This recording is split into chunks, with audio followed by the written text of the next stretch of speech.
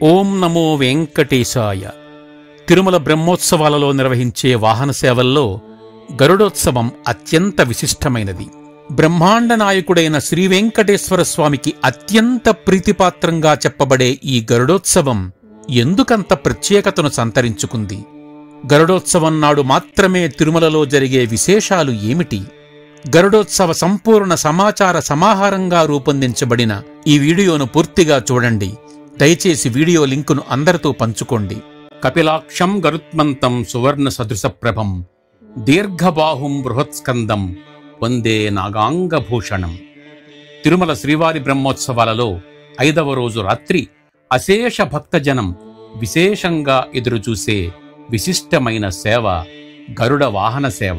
ఓం పక్షిస్వాహ అన్న గరుడ పంచాక్షరీ మంత్రంలో 5 అక్షరాలున్నాయి.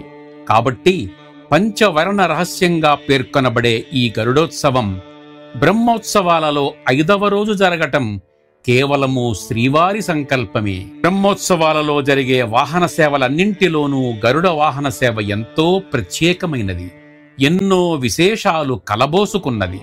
వైష్ణవ సంప్రదాయ ప్రకారం పెరియ తిరువడి అని పిలువబడే గరుడు తిరుమల శ్రీనివాసుడికి అత్యంత ప్రియసఖుడు. స్వామికి దాసుడుగా, స్వామికి వాహనంగా, విసనకర్రగా, చాందినిగా, ఆసనంగా, ఆవాసంగా, ధ్వజపటంగా అనేకానేక సేవలందిస్తూ గరుత్మంతుడు తరిస్తున్నాడు. గరుత్మంతుడు విష్ణువుకు ధ్వజపటం కూడా అవ్వటం చేత బ్రహ్మోత్సవాలు ధ్వజారోహణంతో ప్రారంభమై ధ్వజ అవరోహణంతో ముగుస్తాయి. గరుత్మంతుని 2 రెక్కలు కర్మకి భక్తికి సంకేతాలు.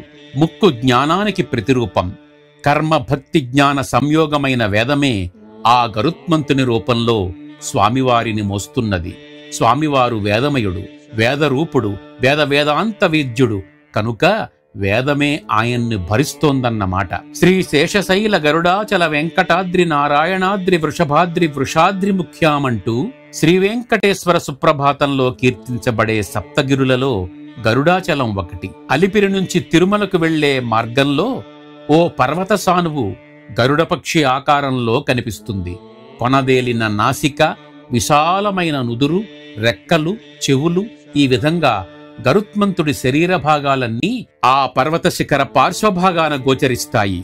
శ్రీనివాసుడు గరుడాద్రిపై కొలువై ఉన్నాడు అని చెప్పటానికి ఇంతకన్నా ఆధారం ఏం కావాలి?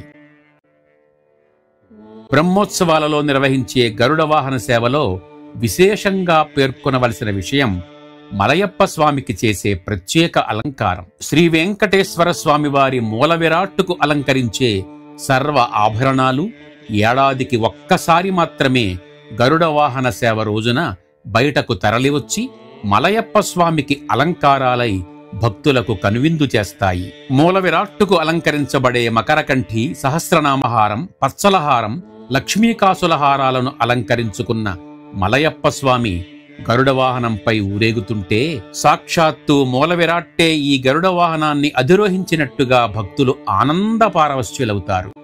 మల్లె, మందారం, సంపంగి, పారిజాతం, చామంతి, జాజి, విరజాజి, కలువలు, కమలాలు, కనకాంబరాలు, మొల్ల, మొగలి, గులాబీలు, మరువం, ధమనం, మావి, మాచి, వట్టివేరు, కురివేరులు, గన్నేరు, నందివర్ధనాలతో పాటుగా బిల్వ తులసీ దళాలను వినియోగించి దిద్ది తీర్చిన గరుడమాల ధరించి స్వర్ణ కిరీటధారి అయి మాడవీధుల్లో ఊరేగే శ్రీవారి దివ్యమంగళ స్వరూపాన్ని చూడటానికి 2 కళ్ళూ చాలవు. గరుడోత్సవం నాడు నూతన గొడుగులను సమర్పించే విధానం మరొక విశేషం. భక్తి శ్రద్ధలతో ఈ గొడుగులను తయారు చేసి చెన్నై నుండి 5 రోజుల పాటు పాదయాత్రతో తిరుమలకు చేరుకుంటారు. ఆలయం ప్రదక్షిణంగా తిరుమల తిరుపతి దేవస్థానం అధికారులకు ఈ గొడుగులను అప్పగిస్తారు. వీటిలో 2 గొడుగులు స్వర్ణకాంతులతోనూ మరో 7 శ్వేతకాంతులతోనూ విలసిల్లుతూ గరుడవాహన సేవలో భక్తులకు నయనానందాన్ని కలిగిస్తాయి. మరొక విశేషంగా తమిళనాడులోని శ్రీవిల్లిపుత్తూరు ఆలయంలో గోదాదేవికి అలంకరించి తొలగించిన పూమాలలను తిరుమలకు తెప్పించి స్వామివారి బ్రహ్మోత్సవాలలో ప్రధానమైన గరుడ సేవ నాడు అలంకరిస్తారు. శ్రీకృష్ణదేవరాయల కాలంలో ప్రవేశపెట్టబడిన ఈ ఆముక్తమాలల సమర్పణ నేటికీ నిరాటంకంగా కొనసాగుతోంది. గరుడోత్సవం నాడు ఇంద్రుడు వరుణుడు చిరుజల్లులతో స్వామివారిని తప్పక దర్శించుకుంటారని స్థానికుల నమ్మకం. అందుచేత తిరుపతి నుంచి తిరుమలకు వెళ్లే భక్తులందరూ తమతో పాటుగా ఛత్రాలు తీసుకువెళ్తారు. గరుడ వాహనం వాహన మండపం నుంచి బయలుదేరగానే కొన్ని గరుడ పక్షులు గగనతలం మీద విహరిస్తూ స్వామివారిని చూసి తరిస్తాయి. గరుత్మంతుడు మాతృభక్తికి, విష్ణుభక్తికి, పరోపకార గుణానికి, నిష్కల్మషత్వానికి ప్రతీక.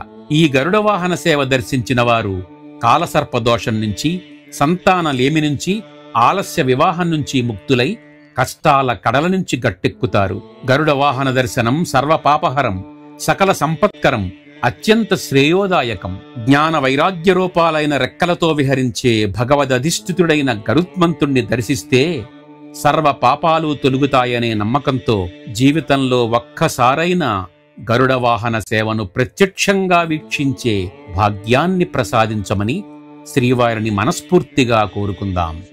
ఓం నమో వెంకటేశాయ. దయచేసి ఈ వీడియోపై మీ అభిప్రాయాన్ని యూట్యూబ్లో కామెంట్గా వ్రాయండి. వీడియోను అందరితో పంచుకోండి. ఛానల్ను సబ్స్క్రైబ్ చేసి గంట మీద నొక్కండి. ధన్యవాదాలు. మీ పున్నమరాజు.